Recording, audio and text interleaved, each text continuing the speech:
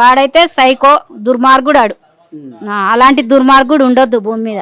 అది అంటే ఎన్నాళ్ళ నుంచి ఈ గొడవలు ఉన్నాయమ్మా మీ అబ్జర్వేషన్ ప్రకారం? ఇప్పటికి 2 ఏండ్లు అవుతుంది ఆమె ఇదే గొడవలు. 2 ఏండ్లు.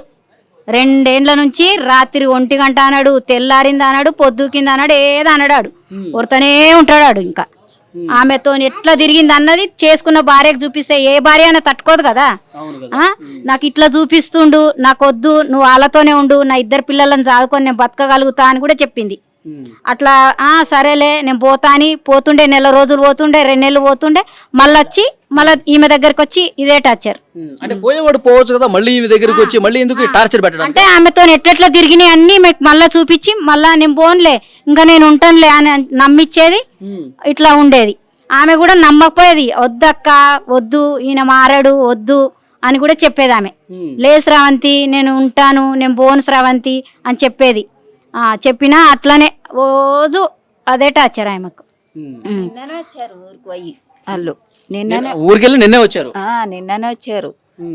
పంచాయతీ పెట్టిరట ఊళ్ళో. ఓకే. పంచాయతీ పెట్టి విడాకులు తీసుకుంటా అని పోయిందంట.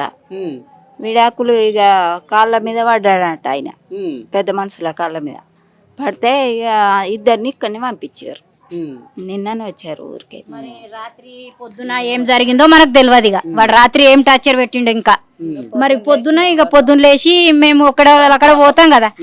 మరి ఇంకా పొద్దున ఆమె ఏ నిర్ణయం తీసుకుందో, వాడు రాత్రి ఏం చెప్పిండో ఇంకా వాళ్ళిద్దరి మధ్యలో తెలవాలి. అది ఇక్కడ ఒకటి అర్థమవుతుంది క్లియర్ గా. నిన్ననే వాళ్ళు ఊరు నుంచి వచ్చారంటే ఊళ్ళో పంచాయతీ జరిగింది, నేను స్రవంతిని బాగా చూసుకుంటాను, పిల్లల్ని కూడా బాగా చూసుకుంటానని చెప్పి నమ్మించి ఇక్కడికి తీసుకొచ్చాడు. మళ్ళీ రాత్రే అంటే ఊళ్ళో వాళ్ళు ఉన్నప్పుడు నటించాడు.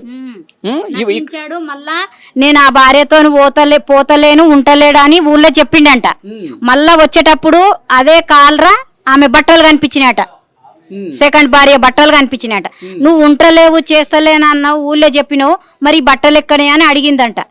అడిగితే మరి దాని విషయంలో ఇంకా ఏమనుకుర్రో రాత్రి ఆమెను కూడా ఇక్కడికి తీసుకొచ్చేవాడా? బట్టలు బ్యాగ్ లో కనిపించినాయట కాలరా.